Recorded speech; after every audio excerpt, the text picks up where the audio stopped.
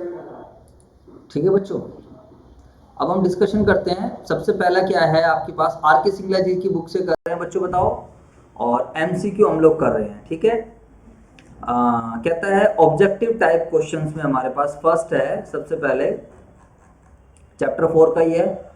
क्या लिखा है ये, heterogeneity is the nature of, क्या नाम है, this type of business services, banking, insurance, warehousing और ऑल ऑफ द अबव। बताइए। All of the above. हाँ, ऑल ऑफ द अबव, ठीक है जी। लेकिन होता क्या है, इसका मतलब क्या है, बोलो, इसका मतलब देखना पड़ेगा भाई गूगल पे, 1 मिनट। ठीक है बच्चों, तो सारी की सारी सर्विसेज क्या है, अलग अलग है। तो heterogeneous is in the nature of this type of business service. तो बैंकिंग में भी अलग चीज है, इंश्योरेंस, वेयर हाउसिंग। ठीक है, a doctor can operate only on the condition that the patient is ready to take his service. It is an example of this point of nature of business services. क्या लिखा है इसमें, एक doctor can operate only on the condition, एक doctor operate करेगा कौन सी condition पर, बताओ सारे बच्चे, that the patient is ready to take his service. It is the example of this point of, ये कौन सी सर्विसेज है बच्चों, था नॉन स्टॉकिंग, नॉन ट्रांसफरेबिलिटी, साइमल्टेनिटी, और क्या है बच्चों था, और कंज्यूमर प्रोटेक्शन। जल्दी से बताओ क्या है इसका।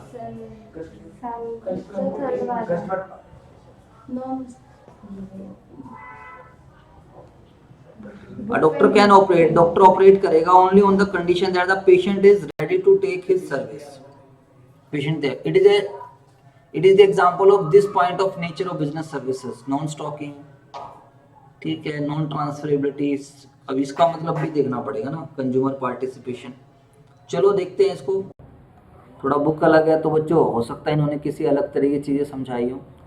Consumer participation is necessary to buy ah, बताइए, सर्विस लेने के लिए। रोड तो क्या बाय करते, बोथ एंड भी तो सर्विस लेने के लिए कंज्यूमर का पार्टिसिपेशन होना जरूरी है। जैसे हम बार्बर शॉप पे जा रहे हैं, हम कटिंग करा रहे हैं, तो हमारा वहां पर पार्टिसिपेट, आप क्लास लेने आ रहे हो, आपका पार्टिसिपेशन है।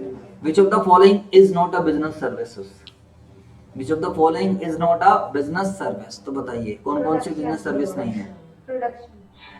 देखो, आप सर्विस वाले चैप्टर में आपने क्या क्या पढ़ा, बताओ सारे बच्चे। बैंकिंग पढ़ा, ट्रांसपोर्टेशन पढ़ा, कम्युनिकेशन भी पढ़ा है, तो प्रोडक्शन नहीं पढ़ा है। तो production is not a part of business service. ठीक है, इस सर्विस का पार्ट नहीं है।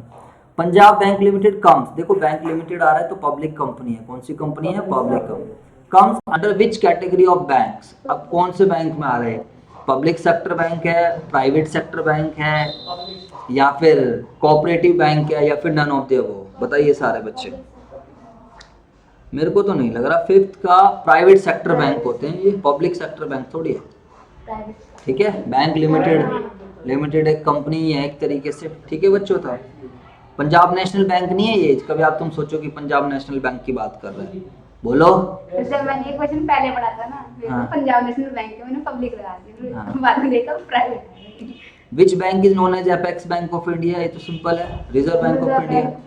बोलो हाँ है ना, RBI. Which type of function of bank is accepting deposit, which type of function of banks is accepting deposit. बताइए, यार डिपॉजिट एक्सेप्ट करना तो ये प्राइमरी फंक्शन है, हाँ है ना। हर एक बैंक क्या करता है, लाओ भाई पैसे दो, जमा कराओ, डिपॉजिट क्या, नहीं प्राइमरी फंक्शन है ये, बैंक एक्सेप्ट, कैश डिपॉजिट कराना, डिपॉजिट एक्सेप्ट करना। ठीक है जी, आगे चलते हैं। विच of the following do not come under E banking, बताइए ई बैंकिंग में क्या नहीं आता है, ओवरड्राफ्ट। सही है आपका, ठीक है बच्चों। तो ओवरड्राफ्ट तो एक अलग चीज है, खाली उसको मिलती है। बैंकिंग तो कोई भी ले सकता है, डेबिट कार्ड, क्रेडिट कार्ड। उसके अलावा dash is a technique which distribute the risk of 1% among many. क्या लिखा है, is a technique which distribute the risk of 1%। अच्छा, तो इंश्योरेंस, बोलो हाँ है ना। आप कई कंपनी को इंश्योरेंस ले लो तो आपका जो रिस्क है वो क्या होगा, कई बंदों के पास चला जाएगा, बोलो हाँ है ना। The fees charge by the insurer on account of providing services, simple है, इज कॉल्ड प्रीमियम। ठीक है बच्चों, प्रीमियम कौन पे करता है, इंश्योर्ड। किसको पे करता है, इंश्योर्ड।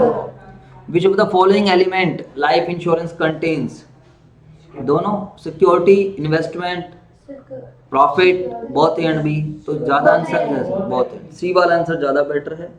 बोलो बच्चों, सिक्योरिटी तो मिलती ही मिलती है, साथ में इन्वेस्टमेंट भी हो जाती है। तो 11th का आंसर सी ठीक है। Which of the following is not covered under general insurance? तो life. In case of life insurance, presence of insurable interest is required at the time of, अभी पढ़ा हमने ये। लाइफ इंश्योरेंस में insurable interest कब present होना चाहिए? जब ले रहे हैं हम उस टाइम। बोलो हाँ है ना? While taking insurance policy. तो इसका आंसर क्या आ जाएगा बच्चों बताओ? 13 का आंसर आ जाएगा बी। अ पर्सन गेट्स, बातें नहीं, अ person get his stock worth ₹50,000 insured for 70,000. Fire occurred and the whole stock gets damaged. The insurance company will pay him only 50,000. The actual value of loss of stock is 70,000. Which principle? Simple, principle of indemnity. क्योंकि insurance is not a contract of earning profit. जवाब दो बच्चों। ठीक है sir, हम भी concept अपने apply कर रहे हैं, देख रहे हैं हमने कितना। कोई सी बुक उठाओ, ट्राई कर लो, हमने तो पढ़ रखी है चीजें। हाँ है ना? आंसर आएगा ठीक है, नहीं आएगा तो थोड़ा नेट से सर्च कर लेंगे, थोड़ा और देख लेंगे। A person gets his house worth ₹12 lakh insured from the insurance company. ठीक है, A 2 lakh, अच्छा B 4 lakh और 6 lakh. At the time of occurrence of the loss, the compensation will be paid by insurance company in 1 to 3. तो 1 to 3 आप देख सकते हो, 2 4 6 का रेशियो बनाओगे तो 2 4 और 6 का रेशियो क्या बनेगा? 1 2 और 3 ही बनेगा। हाँ है ना? This is a case of, simple है, हमने पढ़ा था ये प्रिंसिपल ऑफ कॉन्ट्रीब्यूशन। ठीक है सर, प्रिंसिपल ऑफ कंट्रीब्यूशन था। इसके बाद 17, a person get an insurance policy for 50 lakh on his house from the New India Assurance Company. The company consider to be an excessive risk coverage, company consider it to be an excessive risk coverage and it gets an insurance policy on the same house for the National Insurance Company for ₹30 lakh. This type of insurance is, अच्छा जी देखो इसका मतलब क्या है, ये आपकी उस वाली बुक में नहीं है, दोनों बुक में कहीं पर भी इसकी डिस्कशन नहीं हुई है, ध्यान से सुन लेना। ये आपको आर के सिंगला में गिवन है। एक पर्सन ने इंश्योरेंस पॉलिसी ली 50 लाख रुपए की ऑन हिज हाउस। ठीक है, मैं हूं, तो मैंने क्या करा बच्चों बताओ? मैंने इंश्योरेंस पॉलिसी ली, और मैंने किससे इंश्योरेंस पॉलिसी ली है? एक कंपनी का नाम है न्यू इंडिया। ठीक है बच्चों बताओ, बोलो हाँ है ना? अब क्या है? द कंपनी कंसीडर, अब न्यू इंडिया को डर लग रहा है, कह रहा है यार मैंने 50 लाख की इंश्योरेंस पॉलिसी ले तो ली, लेकिन यार बड़ा रिस्की है। The company consider it to be excessive risk, company को लग रहा है यार इसमें रिस्क ज्यादा है। हाँ है ना? And it gets an insurance policy on the same house from the National Insurance Company. तो इसने क्या करा? इसने नेशनल इंश्योरेंस कंपनी से उसी प्रॉपर्टी का आगे इंश्योरेंस करा लिया। जवाब दो बच्चों बताओ। अब which type of insurance example is this? बताइए फटाफट। नहीं ढंग से देखना बच्चों, ऐसे डबल इंश्योरेंस तो अलग चीज होती है। This is an example of री इंश्योरेंस। ये कभी आपने सुना ही नहीं, पहली बात तो री इंश्योरेंस आप बताओगे कहां से? मैंने भी कभी नहीं बताया। ये आपको आगे जाके आईपीसीसी लेवल पे पढ़ने को मिलता है, या इंश्योरेंस एक्ट पढ़ोगे।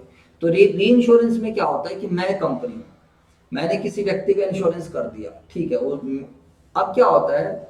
उसने मेरे से इंश्योरेंस लिया है, उसने मेरे को अपने डॉक्यूमेंट्स वगैरह दे दिए, नो प्रॉब्लम, इधर देख लो। अब मुझे ऐसा लग रहा है कि यार रिस्क ज्यादा है इसके काम, जवाब दो यार, या मेरे पास काम ज्यादा, तो मैं अपने काम को आगे दे देता हूँ। हाँ है ना? तो मैंने क्या करा? उसी चीज का दोबारा से क्या कर ला? इंश्योरेंस करा। मैं उस कंपनी को क्या करूंगा? प्रीमियम पे करूंगा। तो इसको हम बोलते हैं री इंश्योरेंस। क्या बोलते हैं इसको हम? री इंश्योरेंस। ये आपको सी आईपीसीसी लेवल पे पढ़ने को मिलेगा, फाइनल लेवल पे भी पढ़ने को मिलेगा। डबल इंश्योरेंस तो एक अलग चीज होती है। डबल मैंने एक कंपनी से, मैंने खुद ने करा रखा है, इंश्योर ने करा रखा है दो कंपनी से, तो वहां पर फिर प्रिंसिपल ऑफ कंट्रीब्यूशन अप्लाई हो जाता है। बोलो बेटा। The word assurance is used for, word assurance is used for, ये तो सिंपल है, लाइफ है। देखो जो चीज हमने पहले पढ़ रखी है माइंड तुरंत कैच कर लेगा, और जो चीज नहीं पढ़ रखी वहां टाइम लग जाएगा। द सब्जेक्ट मैटर ऑफ, क्या लिखा है ये? फिडेलिटी इंश्योरेंस इज ऑफ, बताइए, टाइप, बिल्डिंग, गुड्स। अभी होता क्या यही नहीं पता हमें। फिडेलिटी का मतलब बस आंसर देख के कर दिया काम, होता क्या है कोई मतलब नहीं। चलो जी बच्चों, गूगल पे देखना पड़ेगा उसको, फिर 19 पे निशान लगा लेते हैं। विच of the following is the subject matter of life insurance, ये तो भी हमने पढ़ा भी था, दोबारा आ गया क्वेश्चन, है ना। तो बहुत ए एंड बी, प्रोटेक्शन भी है, इन्वेस्टमेंट भी है। The insurance policy in which the insured page the premium through out his life, the insurance policy in which the insured page the premium through out the life. अच्छा, ये क्या नाम है, type of life insurance policy है, ये आपकी सुभाषदेव में नहीं दे रखा है और ये आपकी एनसीईआरटी में गिवन है, और क्या बोलते हैं उस पूनम गांधी में भी गिवन है। विच अब कौन सी पॉलिसी बनेगी, whole life of limited premium, ordinary whole life policy, whole life of single premium, या नन ऑफ द अबव। बताइए सारे बच्चे, इसका क्या आंसर बनेगा। Insurance policy in which the insured कौन होता है, हम लोग है, पेज द प्रीमियम, पूरी जिंदगी तक पे करता है, तो ये होगा ज्यादा बेटर, नाम से पता चला whole life of limited premium, है ना, मतलब एक फिक्स अमाउंट हम पे कर रहे होंगे। तो मेरे को तो ज्यादा बेटर यही वाला आंसर लग रहा है 21 है, ऑर्डिनरी होल लाइफ पॉलिसी।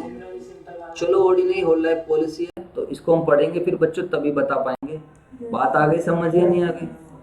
तो जो चीज तुमने नहीं पढ़ी वो चीज मैंने भी नहीं पढ़ी, सीधी सी बात ध्यान रखना। अब डिफरेंट बुक से तो हो गए बच्चे। Which element is presented in fire insurance, बताइए। फायर इंश्योरेंस में एक ही एलिमेंट प्रेजेंट होता है, खाली प्रोटेक्शन। इन्वेस्टमेंट भूल जाओ, प्रॉफिट तो कभी किसी भी इंश्योरेंस में नहीं होता।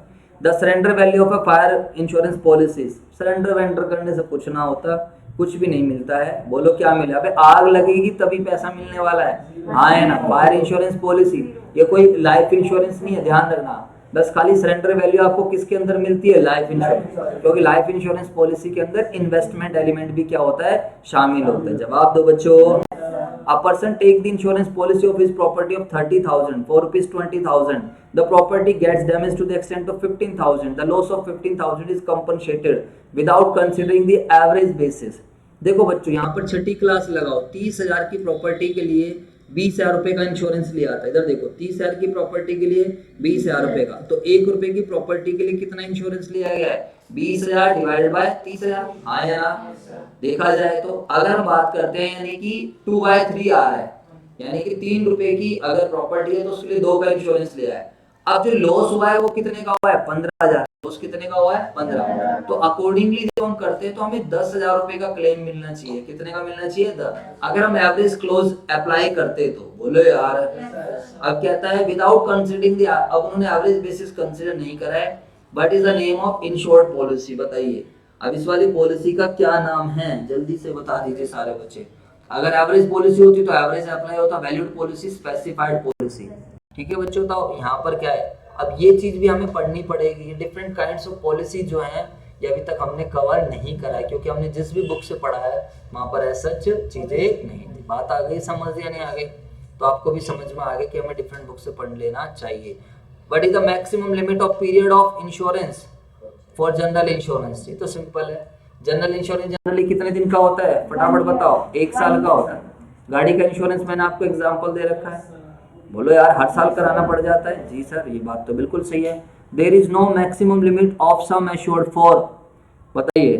There is no maximum limit for sum assured, sum assured की बात कर रहा है, फॉर लाइफ इंश्योरेंस। बोलो यार, सम एश्योर्ड तो भैया एश्योरेंस तो लाइफ के अंदर ही आता है, ठीक है। Which of the following is not, which of the following is the subject matter of marine insurance? तो सब कुछ ही आ जाता है, कार्गो है, हल है और फ्रेट है। जवाब दीजिए सारे बच्चे, तो सब कुछ ही आ जाएगा, all of the above. Which of the following is not included in electronic services? बताइए, इलेक्ट्रॉनिक सर्विसेज में क्या नहीं शुरू आएगी, फैक्स, इंटरनेट, ईमेल, कोरेस्पोंडेंस नहीं आएगा। फिर बोलो, और सब तो उसके थ्रू ही होने वाला है। बोलो यार, 28 का ए, कोरेस्पोंडेंस नहीं आएगा। 29 भाई साहब बढ़िया क्वेश्चन, दबा के क्वेश्चन दे रखे हैं लड़के ने। आगे चलते हैं। विच of the following device is needed for the internet? बताइए कौन सा डिवाइस नीडेड होता है इंटरनेट के लिए? ये तो हमने पढ़ा ही नहीं वैसे। Computer system, telephone connection, modem, all of the above. ठीक है, ऑल ऑफ द अबव। वैसे मोबाइल से भी तो काम चल सकता है इंटरनेट पे, बोलो हाँ है ना। चलो, computer. The dash is helpful in entertainment. Fax से तो कुछ नहीं होता। फैक्स में पहले चलता था, कोई इंपॉर्टेंट डॉक्यूमेंट भेजना, देखना सारे साइबर कैफे की दुकान पे जाना, एक ऐसी सी मशीन रखी होगी, बोलो पहले चलता था फैक्स, तो कोई इंपॉर्टेंट डॉक्यूमेंट स्कैन करके हैवी उसको फैक्स करते थे, या यूट्यूब पे देख लेना फैक्स क्या होता है, फैक्स मशीन क्या होती है। इंटरनेट आप सब बच्चों ने देखा है, ईमेल आपको पता ही है, बोलो यार। तो क्या है, कौन सा हेल्पफुल, ईमेल में क्या मजा आना, कभी आज तक आपने ईमेल खोल के देखा है? कोई खोल के देखें तो बंद ही करो, उससे कुछ एंटरटेनमेंट नहीं होने वाला। तो इंटरनेट पे तो दुनिया भर की चीज़ है, जो आप देखना चाहो वो देख सकते हो बच्चों, ठीक है। तो एंड हो है डीटीएस सर्विसेज आर प्रोवाइड, ये क्वेश्चन सेम आ गया हमारा। सेल्युलर कंपनीज, अच्छा ये एनसीईआरटी से कॉपी किया है।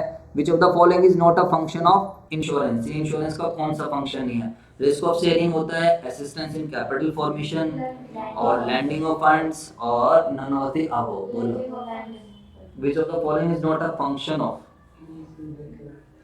32 लैंडिंग ऑफ फंड्स। सर लीजिए आंसर। अच्छा नहीं यार हाँ, वैसे कुछ कुछ इंश्योरेंस कंपनी पॉलिसी को उधार पैसा भी दे देती है, ऐसा नहीं है।